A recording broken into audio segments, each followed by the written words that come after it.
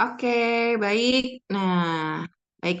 Bismillahirrahmanirrahim. Kita akan mulai webinar kali ini dengan tema webinar Fitrah Tumbuh Kembang Anak bersama Bunda Meta Kurniasari dan juga saya Ade Yulia dari Raya Kreativa. Nah, kali ini sebelum kita masuk. Nanti kita akan ada sesi materi dari Bunda Meta dan juga dari saya. Kemudian nanti akan ada sesi diskusi. Jadi harapannya ayah bunda yang sudah bergabung di webinar kali ini bisa aktif ya, bisa aktif di kolom chat. Jikalau memang ada halangan untuk tidak bisa on cam atau tidak bisa on mic, tidak masalah.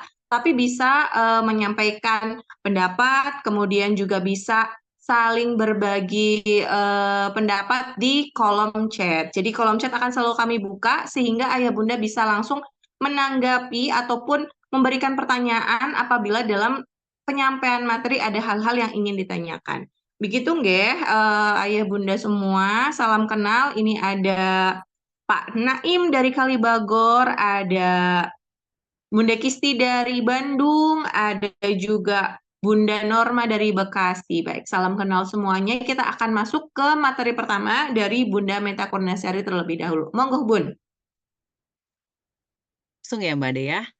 Ya, Oke deh, siap. terima kasih ya atas kesempatannya. Selamat malam teman-teman semua.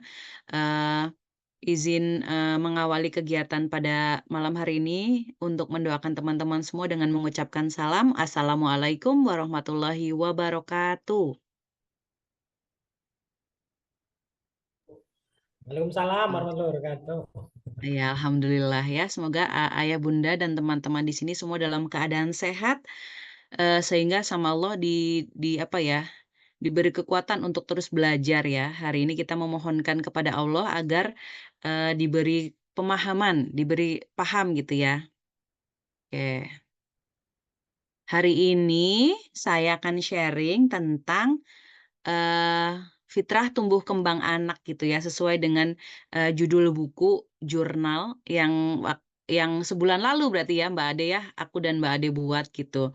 Yang tujuannya adalah untuk membantu para moms, para bunda gitu ya, agar bunda dan ayah tentunya nggak bisa sendirian, karena harus saling support untuk bisa merekam gitu ya, merekam jejak perjalanan, perkembangan tumbuh dan kembangnya anak-anak gitu loh, sampai usia 14 tahun. Seperti itu. Kenapa sampai 14 tahun? Nanti saya akan sharingkan di materi. Gitu. Saya izin share screen dulu. Apakah sudah terlihat? Sudah terlihat. Oke. Jadi materi kita malam hari ini adalah seputar fitrah pertumbuhan dan perkembangan anak-anak. Sebelumnya saya mau tanya dulu sama ayah bunda di sini, sudah sering dengar belum kata istilah fitrah gitu? Atau sudah ada yang pernah belajar tentang pendidikan fitrah atau belum? Sudah waktu COVID. Dalam? Sudah gitu ya? Sudah waktu COVID katanya, Bun. Oh, waktu COVID, iya emang. Waktu COVID, alhamdulillah kita jadi punya kesempatan belajar banyak hal ya, Masya Allah. Jadi COVID itu sebetulnya juga membawa keberkahan buat kita. Karena akhirnya banyak para orang tua gitu, akhirnya pulang ke rumah gitu ya. Berada di rumah lebih lama daripada di luar. Sehingga bisa membersamai perkembangan anak-anak. Dan tanpa sadar, kok melihat anak, kok seperti ini ya pertumbuhannya ya, kok perkembangannya seperti ini ya. Sehingga orang tua akhirnya muncul dorongan dari dalam jiwa untuk belajar gitu, termasuk salah satunya adalah belajar tentang fitrah gitu. Eee, nah, selamat datang ayah bunda semuanya di sebuah perjalanan penuh dengan keajaiban ya, bagaimana kita sebelum menikah gitu ya, apa-apa melakukan sesuatu tuh sendiri, bekerja untuk diri sendiri gitu. Kemudian setelah kita, mengalami perjalanan pernikahan gitu ya, lalu kita menjalani kehidupan yang rasanya tuh nggak biasa gitu, kok beda ya sama zaman dulu waktu masih single gitu. Kemudian perjalanannya menjadi semakin indah ketika Allah amanahkan buah hati untuk kita semua gitu. Memang tidak semua orang berkesempatan langsung diberi momongan gitu ya. Ada juga yang menunggu gitu. Saya pun gitu, saya diberi momongan pertama tahun 2020 gitu, tapi hanya menikmati apa, merasakan kesempatan membersamai buah hati sampai 3 hari. Tapi awalnya awalnya ada penolakan, tapi lama-lama saya menerima itu semua gitu dan perjalanannya panjang gitu loh. Nah, ketika kita sudah punya buah hati, perjalanan kita juga jadi nano-nano gitu ya. Nggak selalu mudah, tapi ya indah juga gitu ya. Semoga sih sepakat semuanya gitu bahwa membersamai anak-anak itu banyak indahnya kok, antara antara susah-susahnya sama indahnya tuh banyak indahnya gitu, insya Allah ya. Akan lebih indah lagi kalau kita sebagai orang tua juga belajar. Kalau kita paham tentang ilmunya, paham dengan maksud tujuan kenapa ya kok kita tuh diamanahin, buah hati sama Allah gitu. Jadi mari kita lanjutkan perjalanan penuh keajaiban ini gitu ya. Nah, poin dari pembelajaran kita malam hari ini hanya ada 3 aja. Kita akan bicara tentang pertumbuhan, terus selanjutnya tentang perkembangan, dan tentang fitrah. Oh iya, saya lupa belum berkenalan. Kenalan dulu ya Bunda ya, nama saya Meta Kurniasari, biasa dipanggil Bunda Meta. Aktivitas sehari-hari sebagai ibu rumah tangga, sekaligus sebagai home educator, karena anak saya homeschooling, gitu. Terus kemudian aktivitas sehari-hari ya sebagai guru dan basic pendidikan saya pendidikan anak usia dini. Kemudian selain menjadi guru, saya juga menjadi kolaborator beberapa sekolah untuk, eee, kurikulum pendidikan berbasis fitrah, seperti itu ya. Jadi ketika saya akan bicara tentang pertumbuhan, perkembangan, tentang fitrah itu karena ada rentetan perjalanan gitu, nggak ujuk-ujuk habis belajar terus saya sharing gitu, enggak, tapi perjalanannya panjang kok. Dan sampai hari ini saya maupun Mbak Ade itu sama-sama terus belajar tentang fitrah diri, gitu ya. Kita lanjutkan. Jadi yang namanya pertumbuhan dan perkembangan sebetulnya sederhananya gampang banget bedainya. Jadi kalau pertumbuhan itu adalah sesuatu yang bisa diukur. Diukur dengan, kuantitas berarti ya, bisa diukur dengan alat ukur gitu ya. Sedangkan perkembangan itu sesuatu yang bisa diukur juga, tapi nanti kita lihat perbedaannya. Jadi yang namanya pertumbuhan itu adalah proses bertambahnya ukuran atau volume dan jumlah sel sehingga menyebabkan perubahan pada struktur dan fisik tubuh. Misal bayi baru lahir beratnya 3 kilo. Kemudian karena mendapatkan ASI, terus mendapatkan perawatan, dia bertambah. Timbangannya setiap bulan nambah, nambah berapa ons gitu, jadi 3,5, jadi 4, lama-lama jadi sebesar kita, 60 kilo gitu ya, atau berapalah gitu ya. Nah, itu ukuran yang bisa dihitung kalau pertumbuhan itu. Jadi ciri-ciri pertumbuhan itu adalah proses kuantitatif yang dapat diukur dengan satuan panjang dan berat. Saya sharing-nya hal yang sederhana aja karena saya belajarnya kan bukan medis ya, saya guru gitu. Basic-nya dari ranah pendidikan. Lalu kalau, ciri pertumbuhan yang selanjutnya adalah merupakan proses yang tidak dapat kembali ke asal. Misal, kita dulu lahir jadi bayi, lalu berkembang jadi balita, jadi anak, kemudian jadi remaja, dewasa gitu. Kan kita nggak bisa kalau sekarang misal kita pengen balik ke zaman jadi bayi lagi, kan nggak bisa. Irreversible gitu ya. Itu adalah contoh pertumbuhan. Dan pertumbuhan itu terjadinya simultan atau barengan sama perkembangan. Bersamaan gitu ya. Nah, sedangkan perkembangan adalah proses perubahan yang terjadi secara berkesinambungan dalam diri individu, mulai dari lahir hingga mati. Eee, contoh dari perkembangan tuh apa misalnya? Terkait kognitif, terkait sosial emosi, dan lainnya. Fisik motorik itu juga bagian dari perkembangan. Ciri-ciri perkembangan itu biasanya bertambahnya kemampuan struktur dan fungsi tubuh yang lebih kompleks. Jadi sampai ke organ-organ dalam.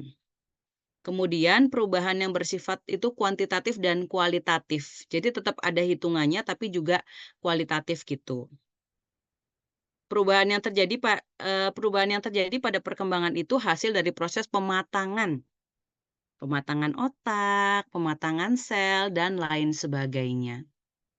Nah, Itu tadi ya, sudah bicara pertumbuhan dan perkembangan. Hidup kita tuh nggak bisa lepas dari yang namanya pertumbuhan dan perkembangan. Kalau kita memang makhluk hidup gitu ya, berarti mengalami keduanya, gitu. Lalu apa hubungannya dengan fitrah? Apa itu fitrah?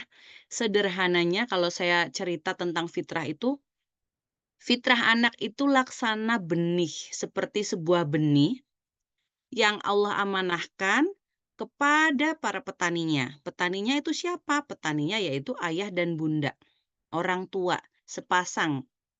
Di mana benih itu diamanahkan, itu untuk dirawat, untuk ditumbuhkan, untuk dirawat, agar tumbuh dan berkembang menjadi sebuah pohon yang besar, yang penuh manfaat dan membawa rahmat. Jadi, kalau analogi sederhananya adalah anak kita benih, kita orang tua petaninya, maka kita tugasnya, peran dan tugasnya adalah merawat si benih, agar dia tumbuh menjadi pohon yang besar, agar dia tumbuh besar menjadi orang-orang yang bermanfaat. Gitu. Karena puncak dari lahirnya kita di bumi itu kan tujuannya agar kita menjadi manfaat bagi lingkungan di sekitar kita gitu ya, Ayah Bunda. Landasannya itu ada di surat Ar-Rum ayat 30. Maka hadapkanlah wajahmu dengan lurus kepada agama Islam, sesuai fitrah dari Allah yang telah menciptakan manusia menurut fitrah itu. Tidak ada perubahan pada ciptaan Allah tersebut, itulah agama yang lurus. Tetapi kebanyakan manusia tidak mengetahui. Jadi ayat di surat Ar-Rum ini menceritakan tentang fitrah manusia, tentang fitrah diri. Kalau kita menjadi petani bagi benih yang Allah amanahkan, maka ada sifat-sifat yang harus kita kita rawat juga. Kalau petani itu kan biasanya yang khas dari petani adalah mereka memiliki sifat sabar. Nah, dalam membersamai fitrahnya anak-anak kita, dalam merawat fitrah anak kita, kita perlu sabar. Ya, nggak ada konsep semakin cepat semakin mateng gitu, nggak ada. Semuanya itu bertahap, semua itu step by step gitu ya, nggak bisa karena kita pengen anak kita nih mumpung masih kecil, dia kayaknya hafalannya kuat makanya kita gegas gitu. Nggak bisa, nanti semakin cepat kita gegas, semakin cepat dia busuk seperti tanaman itu kan, kalau kita punya biji kecambah terus kita siram air kebanyakan, kira-kira dia akan jadi tumbuh besar atau malah jadi busuk? Biasanya yang terjadi adalah jadinya busuk gitu ya. Nah, gambaran fitrah sederhana tuh seperti itu teman-teman. Jadi anak-anak kita itu ibaratnya bagaikan benih yang harus kita jaga dan harus kita rawat dengan penuh kesadaran, dengan penuh kesabaran. Gitu. Agar kelak dia bisa menjadi sajarah thayyibah. Ini saya suka banget sama surat Ibrahim ini. Tidakkah kamu perhatikan bagaimana Allah telah membuat perumpamaan kalimat yang baik seperti pohon yang baik? Akarnya teguh, cabangnya menjulang ke langit, pohon itu memberikan buahnya pada setiap musim dengan seizin Tuhannya. Allah membuat perumpamaan-perumpamaan itu untuk manusia supaya mereka selalu ingat. Jadi kalau kita orang tua merawat fitrah anak-anak ya, sejatinya tuh kita sedang merawat fitrah diri kita sebagai seorang ayah dan seorang bunda. Harapan dari kita merawat fitrah adalah kelak mereka akan menjadi sebuah pohon yang baik. Gambarnya seperti yang ada di Quran surat Ibrahim gitu. Allah sudah menyampaikan gitu ya dengan sangat luar biasa. Allah tuh punya harapan gitu. Kita semua ya, hamba-hambanya ini kelak akan menjadi pohon manfaat. Kita bisa memberikan manfaat dan kita bisa memberikan rahmat gitu ya untuk alam semesta. Semoga kita semua dimampukan oleh Allah untuk bisa merawat fitrah perkembangan anak-anak kita. Amin ya robbal alamin. Nah, teman-teman, berarti kalau kita mau mulai mengenal fitrah, kita perlu juga tahu fitrah tuh ada apa aja sih gitu ya. Jadi fitrah perkembangan manusia itu ada 7. Ada 7 hal yang nanti kita harus bedah gitu ya. Pelan-pelan aja bedahnya. Dan belajar fitrah itu nggak harus sekali ngikutin kelas terus paham, enggak. Saya prosesnya dari tahun 2017. Baru pahamnya setelah saya menjalankan gitu.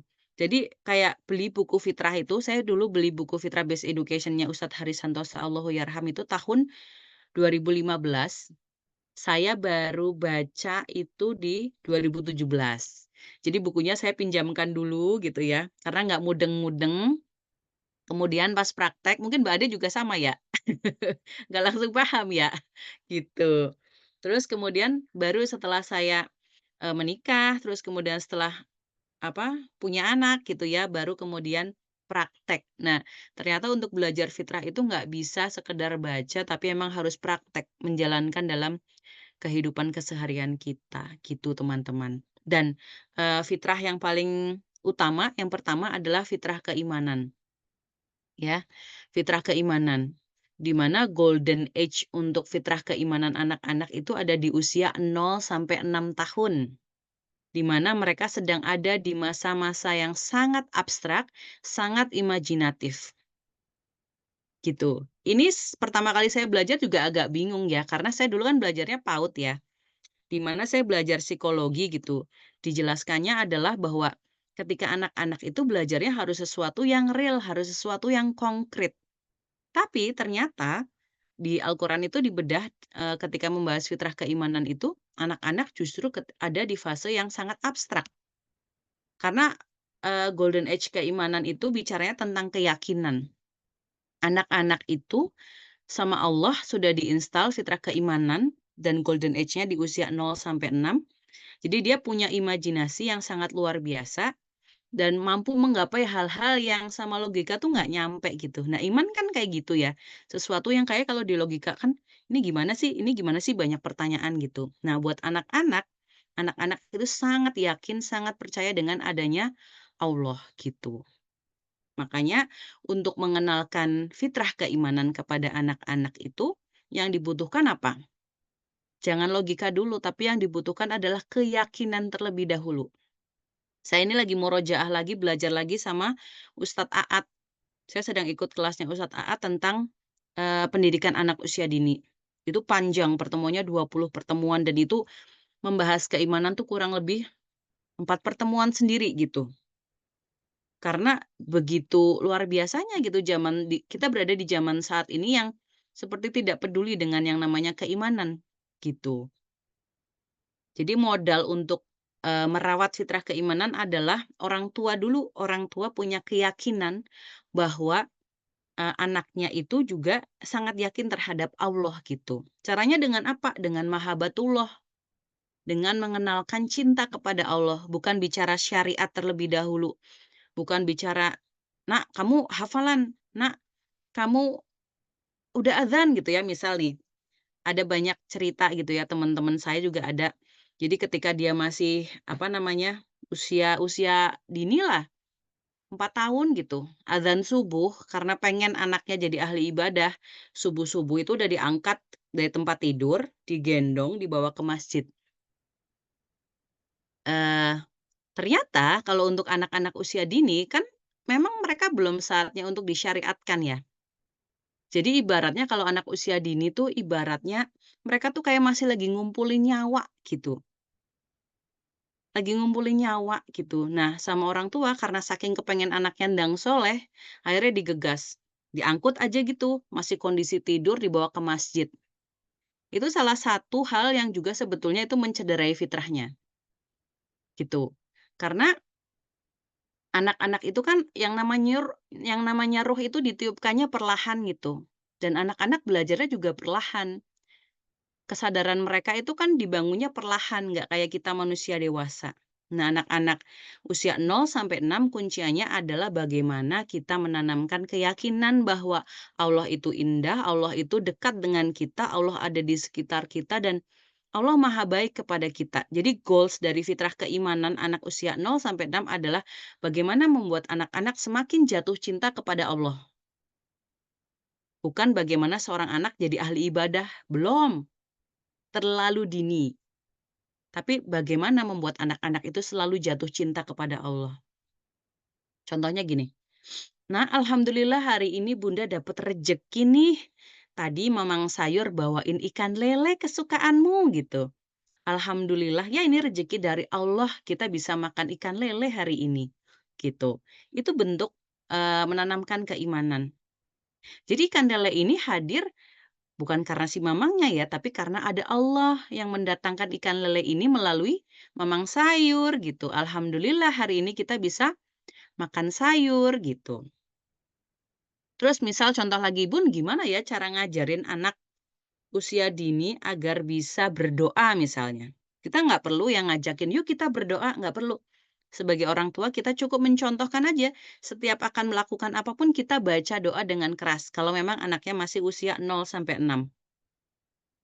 Misal mau sholat juga, nggak perlu diajakin. Kita lakuin aja setiap adzan datang, kita sambut dengan penuh antusias.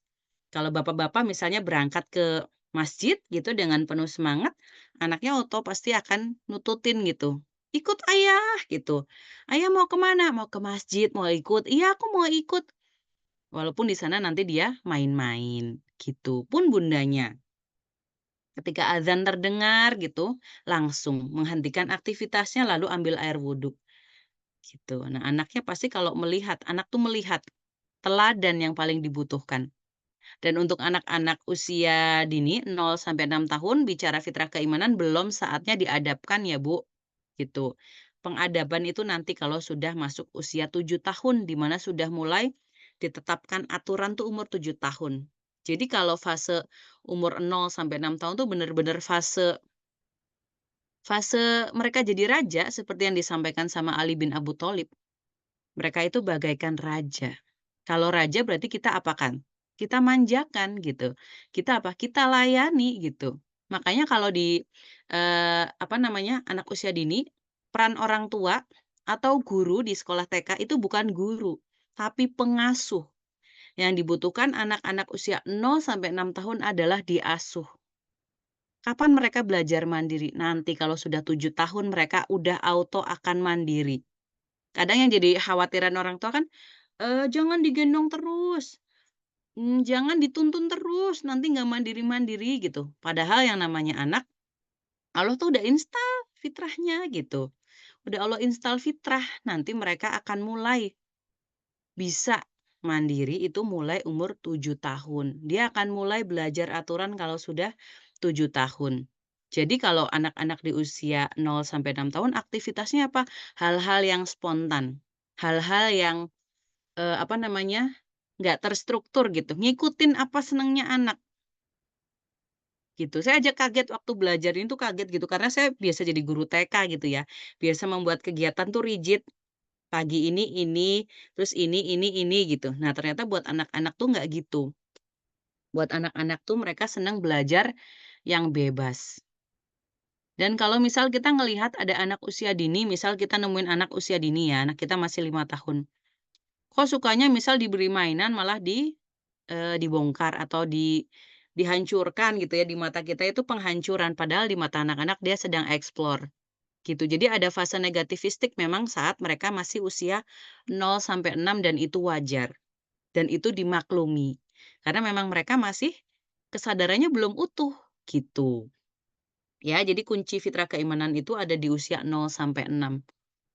Kita juga imajinatif supaya anak-anak juga terawat itu imajinasinya, gitu. Kemudian fitrah yang berikutnya adalah fitrah belajar dan bernalar. Siapa di sini yang anaknya, putranya sudah usia 7 tahun? Biasanya anak-anak 7 tahun itu mulai banyak nanya hal-hal yang menurut orang tua kadang nggak penting, padahal buat anak itu penting. Jadi buat anak nggak ada yang nggak penting, buat anak itu semua penting. Yang dibutuhkan adalah respon orang tua gitu ya. Nah, di umur 7 tahun ini juga anak-anak sudah mulai eee, diperintahkan untuk mendirikan sholat.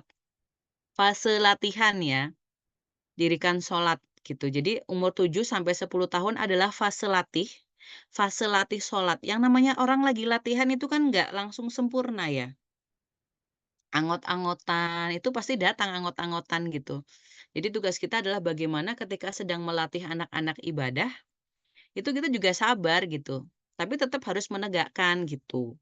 Cuman caranya agak lebih, apa ya, fleksibel gitu, gitu sih. Jangan yang langsung kaku, nanti mereka malah jadi nggak suka sama yang namanya ibadah. Jadi ibadah itu mulainya 7 tahun, fase latihnya selama 3 tahun sampai mereka usia 10 tahun. Nah, ini logika sudah mulai terbentuk, kesadaran sudah mulai utuh gitu ya. Sudah masuk fase mumayyiz, mulai bisa sama Allah sudah dikasih pemahaman, bedain mana baik dan mana tidak, gitu ya. Itu. Lalu lanjut untuk yang ketiga adalah fitrah bakat. Golden age-nya usia 11 sampai 14 tahun. Di mana kunciannya adalah kita sebagai orang tua maupun guru harus memberikan referensi kegiatan yang beragam untuk anak kita. Tapi jangan buru-buru mau melabel. Oh, anak kita nih bakatnya berenang. Oh, anakku nih kayak bakatnya nyanyi. Enggak, jangan. Kegasikan. Terlalu dini. Udah tugas kita adalah memfasilitasi dulu. Anak pengen belajar apa? Misal lagi senangnya gambar. Ya udah gambar dulu. Biarkan dia menggambar di setiap waktu bergairah menggambar ya kita rawat gitu. Kayak tadi pagi dia saya habis ngajar kelas anak-anak paket A yang sekolah di Gria Petualang gitu. Itu project mereka banyak sekali. Jadi kalau project individu itu berdasarkan apa yang mereka minati gitu. Ada anak sukanya kardus gitu, makanya dia belajarnya tentang kardus gitu ya. Mungkin kayak sepele ya kalau ngelihat, "Oh, kok kardus sih?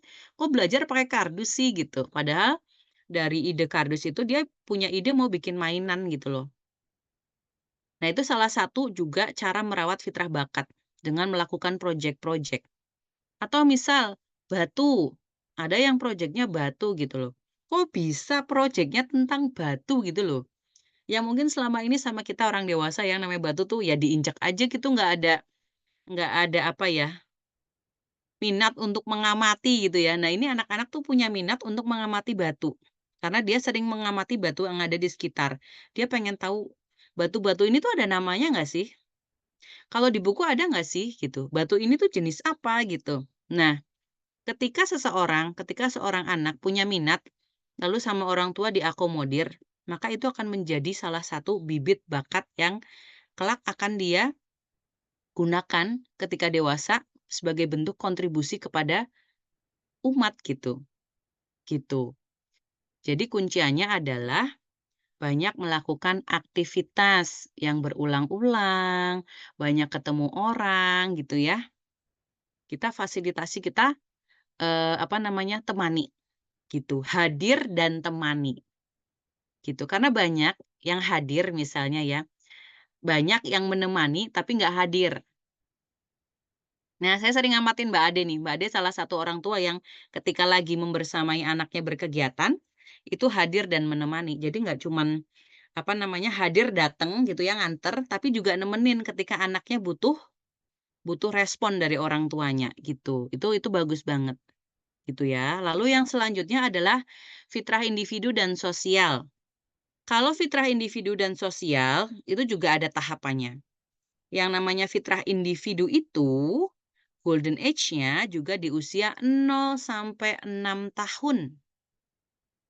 Jadi, anak-anak usia dini, itu adalah fase penuntasan individual. Kalau ada yang bilang, ih anak-anak usia dini tuh ego banget ya. Iya, ego sistemnya bahkan harus dituntaskan. Siapa yang bisa mensuplai ekosistem? Ayah. Jadi kalau anaknya usia dini, banyak-banyak beraktivitas bareng sama ayah. Ya, karena ayah itu supplier ekosistem. Yang bisa ngajarin individualitas itu adalah laki-laki biasanya. Gitu. Karena kalau perempuan kan selalu pakai rasa ya. Kalau laki-laki tuh sudah Allah bekalin salah satunya adalah sikap raja tega gitu. Nah, itu bisa kebentuk tuh fitrah individu kalau banyak disuplai sama ayah, banyak beraktivitas bareng sama ayah. Contohnya apa sih merawat fitrah individu anak usia dini 0 sampai 6 tahun? Contohnya adalah gini, kayak pakai baju, biarkan anak-anak memilih pakaiannya sendiri. Meski momen-momen tertentu, misal kayak apa ya, Idul Fitri, ibunya biasanya sibuk. Wah, lucu nih baju kembaran satu keluarga gitu. Nah, kalau kita punya anak usia dini, ya jangan kita maksa kembaran. Justru kasih kesempatan anak. Nah, ini ada pilihan baju, menurut kamu mau yang mana gitu. Biarkan dia bebas dengan caranya sendiri gitu, pilih baju sendiri. boleh nggak sih kalau Idul Fitri dia pilihnya pakai baju renang? Boleh-boleh aja gitu kan. Itu salah satu bentuk fitrah individu. Jadi saya kemarin sempat juga tuh ke sebuah sekolah di Banjar, anak TK. Anak TK berangkat, yang lain pada pakai baju seragam, dia pakainya baju renang. Saya deketin, "Halo," gitu. "Bajunya bagus sekali, warnanya pink. Mau berenang?" gitu. "Iya, nanti aku setelah sekolah aku akan berenang," gitu. Saking nggak sabar mau berenang, dia maunya ke sekolah pakai baju renang dan boleh sama sekolahnya. Jadi saya sangat mengapresiasi sekolah-sekolah yang tidak menyeragamkan anak-anaknya ya, terutama anak-anak usia TK, 0 sampai 6 tahun. Ya, kalau mereka tidak diseragamkan itu bagus. Artinya apa? Fitrah individunya itu dirawat, dimunculkan gitu. Kalau ada yang sekolah nggak mau pakai sepatu ya nggak apa-apa. Sekalian grounding misalnya, gitu ya. Dan banyak hal gitu ya. Nanti kita bedahnya kapan-kapan lagi ya Mbak Ade yang bedah dalam tentang fitrah mungkin bisa di next. Karena memang panjang sekali kalau bicara fitrah kita paling kalau waktu segini paling cuman bisa permukaan aja. Nah, fitrah sosial itu mulai kapan? Mulai usia 7 tahun. Jadi saya dulu sering kan, saya di TK dan, ngelola TK dulu. Jadi sering saya tanya, "Ibu ibu kenapa mau menyekolahkan anak-anak?" Gitu, padahal mereka usianya masih 4 tahun, jaraknya jauh. "Iya Bun, ini Mbahnya khawatir, Mbok nanti anak-anak jadi nggak bisa berteman, nggak bisa sosialisasi," katanya. "Oh gitu," gitu. Terus saya dulu juga pahamnya waktu belum belajar fitrah ya anak-anak sekolah gasik ben gendang apa namanya, punya temen, takut nanti nggak bisa berteman. Oh ternyata tidak, ternyata semua ada fase tahapannya gitu. Nanti kalau mereka sudah masuk 7 tahun, insya Allah mereka akan siap untuk bersosialisasi. Fase bermain, terus kalau udah 11 itu udah fase berkomunitas. Anak saya umur 13 yang pertama, itu sudah mulai bikin komunitas dan dia aktif di organisasi sekolahnya namanya kayak OSIS gitulah, tapi remaja masjidnya. Nah, dia udah mulai seneng aktivitas di situ, bikin event, terus ngelola media gitu-gitulah. Jadi semua ada tahapannya, pelan-pelan Ayah Bunda, gitu ya. Terus kemudian yang kelima adalah fitrah estetika dan bahasa. Nah, yang namanya estetika dan bahasa ini Eee, yang ngajarin kalau bahasa terutamanya adalah ibu-ibu. Karena biasanya ibu-ibu itu memiliki kemampuan komunikasi yang jauh lebih, eee, baik ya gitu, lebih banyak juga gitu kata-kata dan koleksi kata-kata atau kalimatnya, gitu. Kalau estetika berarti terkait dengan keindahan, terkait bagaimana seorang anak tuh mampu memadupadankan warna, memilih apa ya, mengatur kamarnya, kemudian kalau bahasa terkait, apa, kemampuan berbahasa atau berkomunikasi. Kalau anak usia dini disarankan gunakan bahasa ibu yang utuh. Misal, saya orang Purbalingga, orang Jawa gitu ya, kalau saya punya anak nanti, kalau bisa anaknya diajarinya bahasa Jawa dulu gitu. Nah, anak saya yang pertama orang Jawa sih, tapi bahasanya Indonesia gitu. Jadi ya itu salah satu hal yang, oh next kalau saya punya dikasih amanah lagi ya, mau memperbaiki gitu. Jadi sebisa mungkin bahasa ibu itu yang utama, gitu ya. Nah termasuk tuh salah satu aktivitas meningkatkan kemampuan berbahasa itu dengan journaling, ya. Saya termasuk yang dari kecil seneng banget journaling, dari kecil senengnya hobinya beli buku diary, sama ibu juga alhamdulillah punya orang tua yang sangat mengakomodir apa yang saya suka dulu kecil gitu. Saya merasa puas ketika kecil karena banyak difasilitasin meski sederhana gitu. Dibelikan buku bacaan gitu, terus kemudian dibacakan, nggak cuman beli. Karena paling gampang beli ya, asal kita punya uang kita bisa beli. Yang paling sulit apa? Menghidupkan buku yang kita beli, ya nggak? Menarasikan buku yang kita beli agar ada nyawanya gitu, nggak apa, beli buku terus jadi nganggur gitu, gitu. Terus kemudian jurnal, saya suka banget nulis dari dulu, nulis diary, cerita perasaan atau diary kalau zaman dulu tuh ditukar-tukar buat minta biodata. Mbak Ade pernah nggak ngalamin kayak gitu?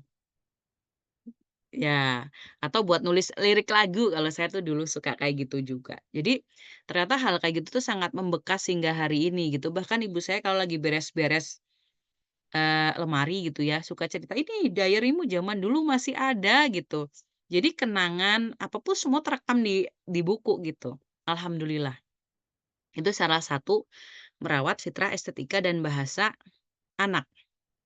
Lalu yang keenam, ada yang namanya fitrah seksualitas, gitu ya. Eee, di mana ini adalah pelekatan anak dengan orang tua. Jadi kalau anak usia 0 sampai 2 tahun, sebaiknya lekat dengan ibu. Karena, anak-anak usia 0 sampai 2 tahun kan masih ASI ya, ASI eksklusif, dia sangat butuh orang tuanya terutama ibunya. Terus kemudian usia 3 sampai usia 6 tahun itu kolaborasi ayah dan ibunya, harus dekat dengan dua-duanya. Lalu kalau umur 7 tahun sampai 10 tahun, segender. Misal anak kita laki-laki, anaknya Mas Naim laki-laki, jadi umur 7 sampai 10, dilekatkan dengan ayah. Nah, nanti kalau anak perempuan sama ibunya. Tapi nanti kalau udah masuk usia 11 tahun, di-switch. Anak laki-laki didekatkan ibunya, anak perempuan didekatkan dengan ayahnya. Itu gambaran merawat fitrah seksualitas, gitu. Jadi bicaranya tentang peran, gitu. Lalu yang terakhir adalah fitrah jasmani. Fitrah jasmani ini terbagi jadi 4. Ada pola makan, pola bersih, pola gerak, dan pola tidur. Kalau pola makan dan pola bersih, itu yang supply adalah ibu. Jadi kalau ibu-ibu pengen anaknya sehat, ngajarinya pola makan sama pola bersih, itu dari ibu. Terus kalau anak-anak, yang ngajarin tidur, yang ngajarin banyak gerak, bukan banyak rebahan ya, itu ayah. Jadi semuanya ada bagiannya gitu. Masya Allah banget Islam tuh ngatur sebegitunya gitu. Allah tuh sangat luar biasa dalam membagi peran.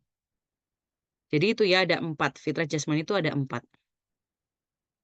Lalu, eh, bagaimana caranya untuk merawat fitrah perkembangan yang 7 tadi? Caranya adalah salah satunya adalah dengan pendidikan dan keluarga. Jadi yang namanya pendidikan keluarga itu sangat-sangat menopang gitu ya, suburnya gitu ya, benih yang Allah titipkan kepada kita. Gitu. Dan pendidikan di dalam Islam itu dibagi menjadi 3 teman-teman. Yang pertama namanya tarbiyah, yang kedua namanya ta'dib, yang ketiga namanya taklim. Tarbiyah aktivitasnya adalah merawat fitrah, merawat 7 fitrah tadi, 8 sebetulnya. 8-nya adalah perkembangan. Jadi kalau perkembangan gambarannya adalah ketujuh-tujuhnya itu tumbuh optimal, gitu. Jadi tugas tarbiyah itu adalah merawat fitrah, mendidik.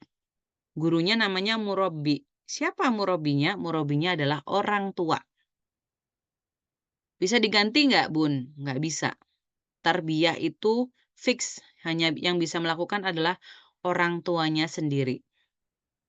Yang kedua namanya ta'dib, yaitu aktivitas mengadabkan seorang anak. Gurunya namanya mu'adib. Mengadabkan dimulainya usia 7 tahun. Di bawah 7 tahun baru dikenalkan. Ya. Kalau umur 7 tahun sudah mulai diadabkan. Gurunya siapa? Orang tuanya, nggak bisa diganti. Jadi kalau ada anak kok misal di sekolah gitu ya, ada guru curhat, "Bun, saya nemu anak nih begini, begini, begini." Cek ke dalam rumahnya. Cek bagaimana orang tua dalam mengadapkan anak-anaknya. Nggak bisa mengadapkan itu dipasrahkan ke sekolah. No, sekolah itu partner. Yang utama kewajibannya adalah orang tua. Lalu yang terakhir ada yang namanya taklim, mengajarkan ilmu. Kita sering dengar kan majelis taklim gitu. Sekolah itu majelis taklim, les-lesan majelis taklim. Gurunya namanya mu'alim. Tugasnya jane orang tua.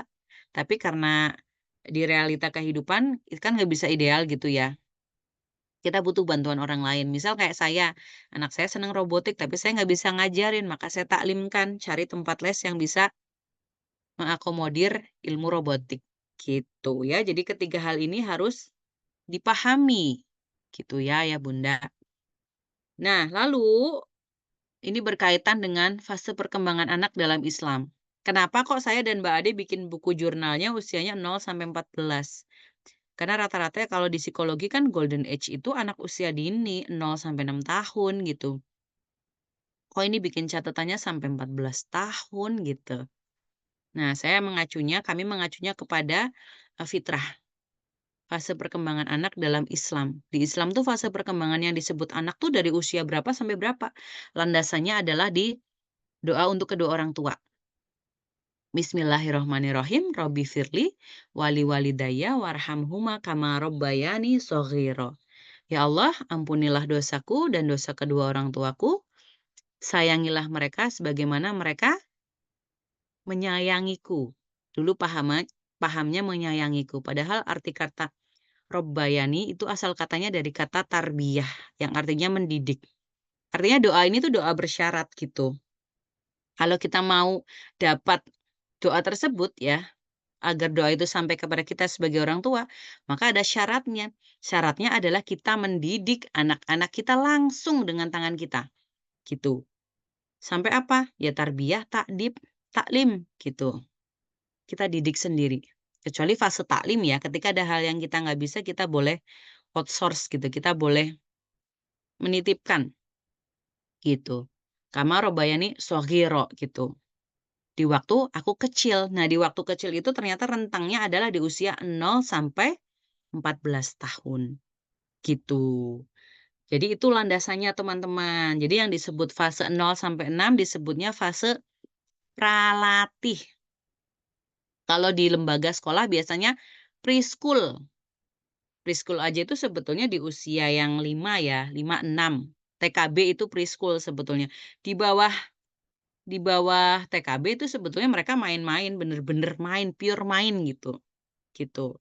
Kemudian praakil balih pertama, umur 7 sampai 10. Lalu praakil balih kedua, umur 11 sampai 14 tahun. Itu namanya fase anak-anak tuh ada 3, ya. Nah, tinggal kita cek nih, anak kita umur berapa, oh berarti ada di fase apa nih, gitu. Nah, nanti kapan-kapan kita ngobrol lagi dalam tentang fase-fase ini ya Ibu Ade. Kalau udah 15 tahun, itu sudah bukan anak-anak lagi. Barangkali ada di sini yang punya adik atau anak udah usia 15 tahun, mereka itu sudah bukan anak-anak. Mereka adalah sudah menjadi manusia dewasa sama seperti orang tuanya. Atau disebutnya akil balih. Gitu. Ya nanti kapan-kapan sharing deh tentang akil balih, itu menarik banget karena anak saya sudah mau 15, sekarang udah 13,5. Fasenya tinggal saat perjalanan saya sama ayah untuk membersamai anak saya yang pertama itu 1,5 tahun lagi nih. Masih sedang fase apa ya, struggle. Jadi saya belum bisa cerita karena belum tuntas sampai akil balih gitu. Mungkin nanti 1,5 tahun lagi kita ketemu insya Allah ya, dengan karya apa mungkin Mbak Ade.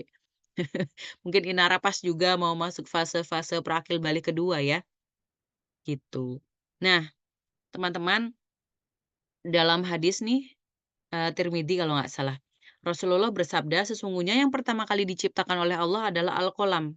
Kemudian dia berkata kepadanya, "Tulislah." Maka ia melaksanakannya pada waktu itu sebagaimana ia diciptakan sampai hari kiamat. Jadi ini landasan ayat mengenai al-qalam tentang, menulis. Jadi salah satu aktivitas utama manusia ketika pertama kali ada di muka bumi adalah menulis. Menulis segala catatan-catatan. Agar apa? Agar tidak lupa. Karena manusia itu memang khasnya adalah mudah lupa. Makanya kan kita diingatkan selalu ya ketika kita belajar itu pertama niatnya harus lurus, dan yang kedua adalah kita harus mengikatnya melalui tulisan. Karena memang kita potensial sekali untuk mudah lupa. Gitu. Jadi, termasuk dengan kenapa kok ada jurnal tumbuh kembang, itu adalah salah satu bagian bagaimana kita tidak lupa dengan rekam jejak perjalanan anak-anak kita. Karena kan kadang, ya saya jadi orang tua gitu ya, saya ibu juga gitu, saya kadang ngerasain gitu, tadi habis ngelakuin apa ya, beberapa menit lalu habis ngelakuin apa, terus mau ngapain lagi tuh aja, aku tadi mau ngapain gitu ya, kadang nge-blank, lupa gitu. Karena saking distraksinya banyak sekali gitu. Nah, insya Allah dengan aktivitas menulis, yaitu diperintahkan ya, kita menjadi tidak lupa, ingatan kita menjadi selalu ada gitu loh. Gitu. Nah, nanti Mbak Ade mungkin nambahin terkait dengan, aktivitas menulis, karena Mbak Ade kan penulis gitu ya. Banyak sekali karya buku yang sudah dibuat Mbak Ade. Mbak Ade mau share screen? Ya, Oke, ini berarti saya stop dari dulu Bunda ya. Meta sudah selesai Iya materinya? iya. Oke, siap. Baik, terima kasih Bunda Meta yang sudah berbagi tentang fitrah perkembangan. Harapannya Ayah Bunda sudah memiliki gambaran ya, meski mungkin belum mendalam karena memang waktu yang disampaikan atau waktu yang kita miliki memang tidak terlalu panjang gitu, tapi paling tidak punya gambaran untuk sebagai pijakan. Nah, dilanjutkan, kita akan bahas tentang ketika misalnya tadi Bunda Meta menyampaikan apa yang kita perlu kita catat, perlu kita tuliskan. Nah, apa sih ketika kita mendampingi anak sebenarnya apa sih yang perlu kita catat? Bagaimana kita kemudian bisa melihat tumbuh kembang anak? Ini aku akan share screen ya, sebentar.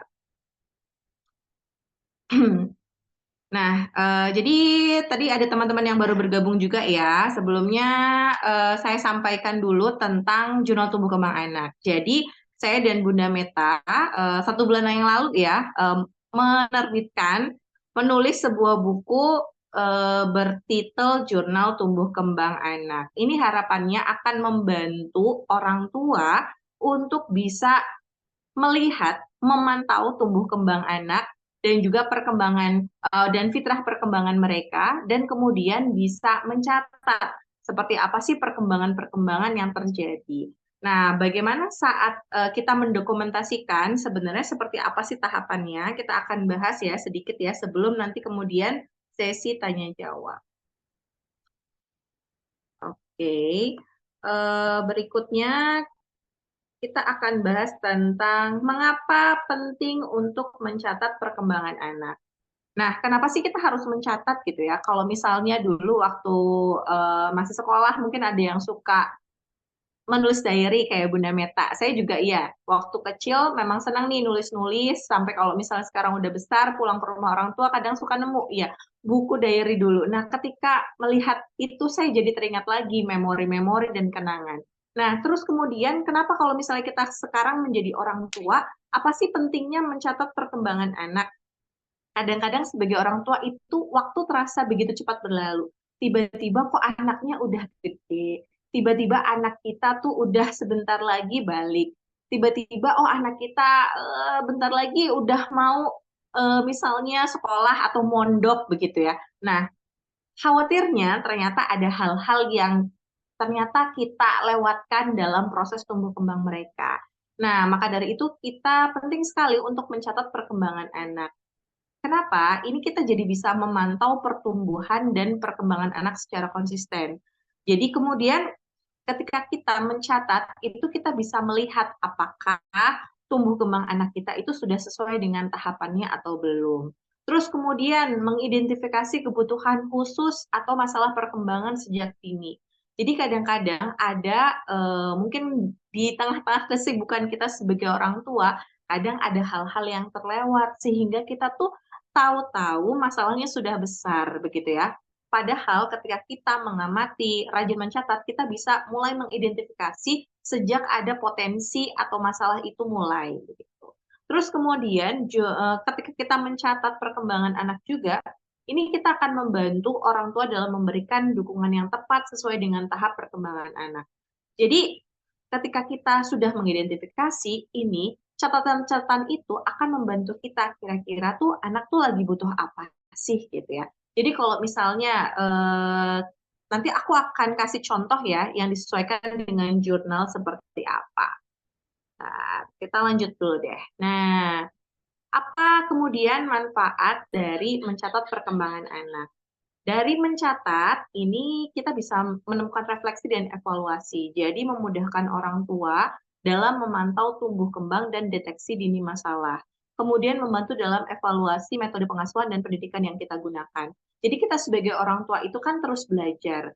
Jangan merasa, udah apa yang kita lakukan tuh udah paling perfect, udah paling benar, udah paling sempurna. Nah, jangan-jangan ada nih hal-hal yang memang ternyata di diri anak itu nggak sesuai, ataupun kemudian ketika kita sebagai orang tua ada hal-hal yang memang tidak pas. Maka dari itu, ini gunanya mencatat sehingga kita juga bisa memiliki bahan untuk mengevaluasi bagaimana kita mengasuh dan juga mendidik anak kita. Terus kemudian komunikasi dengan profesional. Jadi beberapa waktu lalu saya itu ada hal yang memang ternyata anak saya tuh mengalami kendala dalam tumbuh kembang. Nah, ternyata pada waktu saya berkomunikasi dengan profesional, nah ini mereka tuh atau psikolog itu akan menanyakan seperti apa sih catatan anak itu tidak hanya dimulai dari saat ini, tapi pada sejak hamil. Akan ditanyakan bagaimana proses kehamilannya, terus kemudian bagaimana ketika si anak itu lahirnya normal atau tidak, berat badannya seperti apa. Nah, kalau kita memiliki catatan yang detail, itu akan menjadi informasi yang lengkap sehingga kita mudah untuk melakukan konsultasi dengan profesional, baik dokter anak, guru, terapis, ataupun psikolog, sehingga kita akan memiliki keputusan-keputusan yang nantinya akurat ketika disesuaikan dengan tumbuh kembang anak. Nah, kemudian selain itu, manfaat ketika kita memiliki catatan itu adalah kita sedang mengukir memori dan kenangan. Bayangkan ayah bunda ketika misalnya si anak ketika sudah dewasa nanti, dia bisa membaca kembali catatan-catatan dari orang tuanya sendiri, dari ayah bundanya sendiri, yang ditulis ketika anak tersebut usia 0 sampai 14 tahun. Dan ini akan menjadi sesuatu kenangan yang berharga untuk tahap perkembangan anak. Dan ini juga bisa menjadi dokumentasi yang bisa digunakan untuk berbagi cerita dengan anak di masa depan. Jadi ini juga menjadi sebuah catatan cinta dari orang tua dan bisa menjadi kenangan yang manis untuk anak. Jadi kalau misalnya kita punya catatan mereka, punya foto-foto masa kecil, biasanya kalau foto-foto masa kecil aja ya, kita lihat lagi nih foto di album lama, itu rasanya hangat di hati, terus kemudian merasakan kenangan-kenangan yang dulu pernah dilalui bersama. Nah, apalagi kalau ditambahkan dengan catatan-catatan, sehingga anak itu bisa melihat tahapan perkembangan dia dari usia kecil hingga kemudian usia balik. Nah, kalau bicara tentang bagaimana saat mencatat, nah ini ada beberapa tips ya yang bisa digunakan oleh ayah bunda untuk bagaimana cara mencatat perkembangan anak. Mulai dari kita jadwalkan rutin dulu deh, konsisten kira-kira, dan itu nggak harus setiap hari loh ayah bunda ya. Jadi jangan merasa, aduh nambahin kerjaan nih, nambahin beban nih. Nah, jadi sebenarnya mencatat itu tidak harus setiap hari. Tapi ayah bunda bisa menggunakan jadwal rutin saja, misalnya di akhir pekan atau di waktu misalnya luang atau setiap hari-hari tertentu yang dirasa ayah bunda itu memang memiliki waktu. Atau bisa juga pada saat ada aha moment atau ada hal-hal yang luar biasa dari perkembangan anak, itu bisa juga dicatat. Dan kemudian kita juga bisa mencatat hal-hal yang detail tentang perkembangan fisik mereka, emosi mereka, dan juga sosial mereka. Jangan lupa sematkan juga tanggal dan waktu untuk setiap catatan yang kita tuliskan. Terus, nah kemudian untuk formatnya seperti apa, kita bisa pakai buku jurnal atau catatan harian, dan bisa juga dikombinasikan dengan foto atau video jika memungkinkan. Jadi bisa menggunakan buku ataupun bisa menggunakan gawai yang ayah bunda miliki. Terus ketika anak sudah semakin besar, kita juga bisa loh melibatkan anak untuk berbagi cerita dan pengalaman mereka dalam catatan-catatan yang kita buat. Kemudian berikutnya adalah refleksi. Jadi kita dengan mencatat itu kita bisa meninjau kembali nih catatan kita secara berkala. Kita baca-baca lagi, siapa tahu ada yang kelewat. Terus kemudian kita juga bisa melihat kemajuan yang sudah dicapai oleh anak. Terus kapan mulainya? Mulainya adalah kalau bisa, catatan itu bisa dimulai sejak anak di dalam kandungan. Namun kalau misalnya sekarang, aduh anak aku udah besar, misalnya udah 7 tahun, emang nggak apa-apa ya? Ya nggak apa-apa, dimulai dari sekarang, berapapun usia anak saat ini, bisa kita mulai untuk menjurnal. Nah, berikutnya saya akan memberikan contoh ya, kalau misalnya kita mau menjurnal, seperti apa sih contohnya? Nah, kalau di jurnal tumbuh kembang anak, saya akan kasih lihat ya buat ayah bunda. Jadi di sini biasanya kita akan memiliki atau kita akan bisa melihat terlebih dahulu checklist dulu ya, checklist tumbuh kembang anak sesuai dengan tahapan usia. Jadi kalau misalnya kita pengen tahu anak kita itu sebenarnya sudah sesuai dengan tumbuh kembang atau belum, itu kita cari dulu yang namanya indikator. Jadi kita lihat indikatornya seperti apa kalau dari sisi tumbuh kembang. Oh, misalnya di usia 0 sampai 3 tahun. Di sini ada checklistnya itu adalah, oh di sini, checklistnya itu adalah dari sisi aspek motorik halus, terus motorik kasar, aspek bahasa, kognitif, sampai sosial kemandiriannya seperti apa. Kita lihat, apakah anak usia segini itu sudah sesuai atau belum.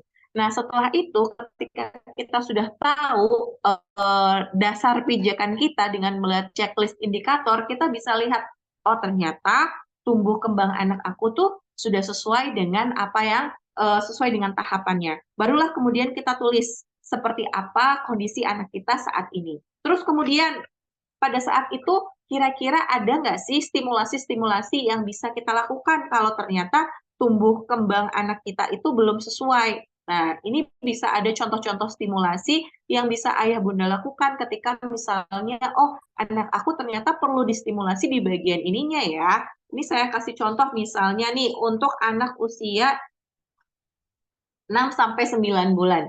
6 sampai 9 bulan, kalau misalnya oh dia motorik kasarnya itu udah harus bisa lancar berguling. Kalau ternyata anak aku belum lancar berguling, maka berarti perlu ada stimulasi yang kita berikan sebagai orang tua.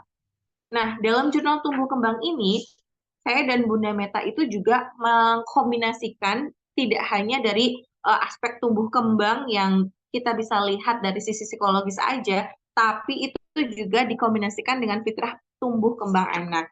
Jadi ada fitrah perkembangannya. Jadi di sini kami kombinasikan di dalamnya ada bagian-bagian untuk mencatat fitrah perkembangan anak. Misalnya kalau tadi Bunda Meta menyampaikan golden age-nya fitrah keimanan adalah usia 0 sampai 6 tahun. Nah, di sisi sebelum 6 tahun, di sini ada catatan fitrah.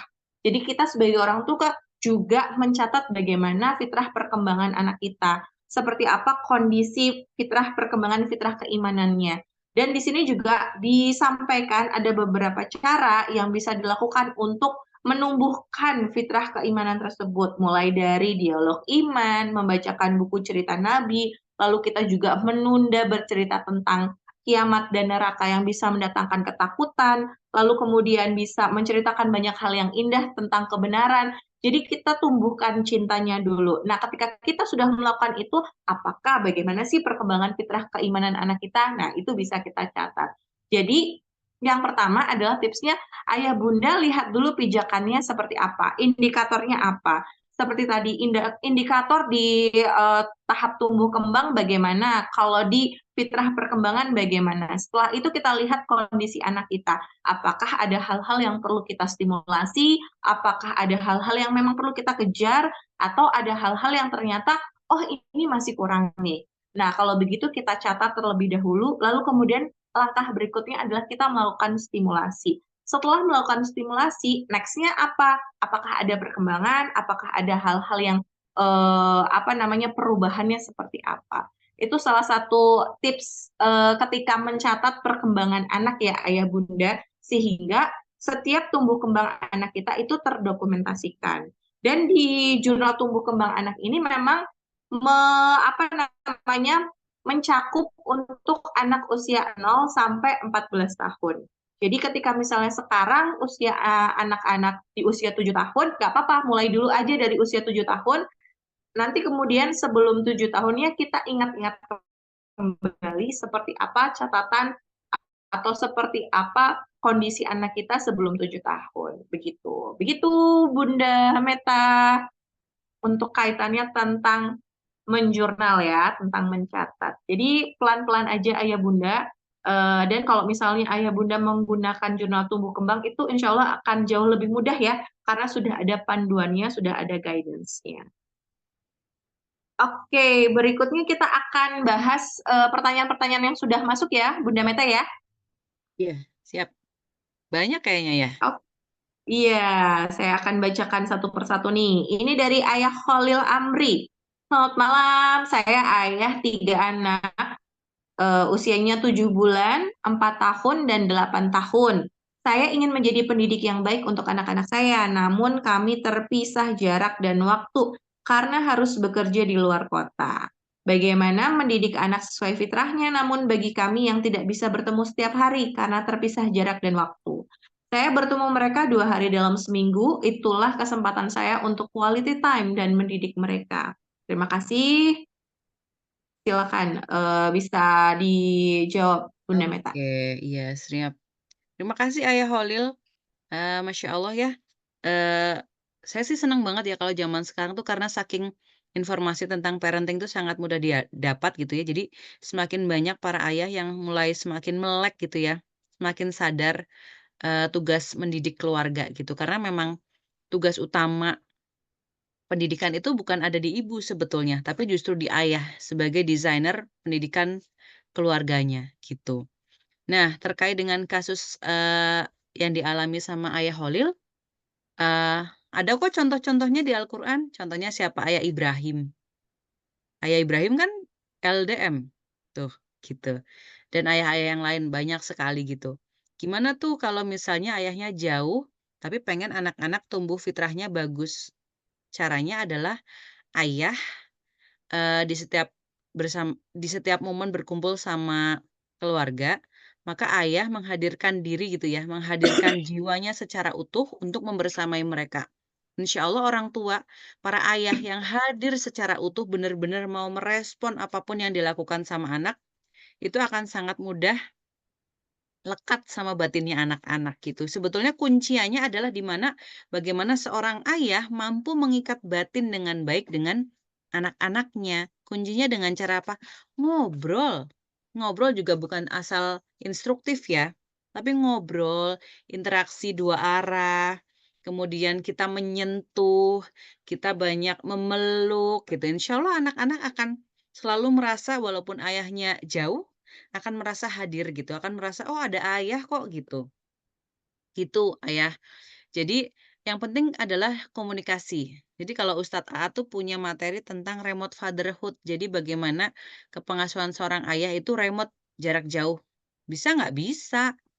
Yang penting setiap waktu ada komunikasi. Sekarang kan zaman gampang banget tuh bisa lewat video call, bisa telepon gitu. Insya Allah kalau setiap pagi, siang, sore menyempatkan untuk menyapa anak-anak, untuk cerita tentang apapun yang dirasain sama ayah gitu ya. Jangan nunggu anaknya cerita. Kita bisa kok mengawali dulu, kita dulu yang cerita gitu. Sambil memperbaiki komunikasi dengan pasangan tentu saja gitu ya. Sebagai delegator kita di rumah. Kunci yang pertama justru istrinya dulu. Bagaimana hubungan kita dengan pasangan kita itu semakin erat. Terus kita punya visi yang sama, misi yang sama. Kita belajar hal yang sama untuk meningkatkan pendidikan yang ada di rumah, terutama tentang anak-anak kita mau dibawa kemana nih, itu ayah loh tugasnya, yang mendesain anak kita belajar ini Bun, atau, arah keluarga kita mau begini Bun, itu ayah. Nah ibunya apa? Pelaksana harian, gitu. Jadi tidak masalah meski kondisinya LDM, pulangnya 2 minggu sekali, asal selama pas lagi pulang, jatah bareng sama anak-anak benar-benar hadir utuh. Insya Allah anak-anak nggak lepas fitrahnya gitu. Terus sama-sama terjaga. Gitu ya Ayah Holil, semangat. Wallahu a'lam. Oke, terima kasih. Semangat selalu untuk Ayah Holil ya, untuk senantiasa berkomunikasi dengan pasangan maupun anak-anak. Oke, berikutnya dari Bunda Norma. Nah, selain Ayah Bunda yang mau open mic, boleh ya, open mic, open cam, silakan, boleh raise hand terlebih dahulu.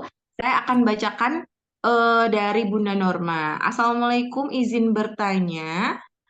Anak saya usia 2 tahun. Alhamdulillah anak saya termasuk yang lengket banget sama saya.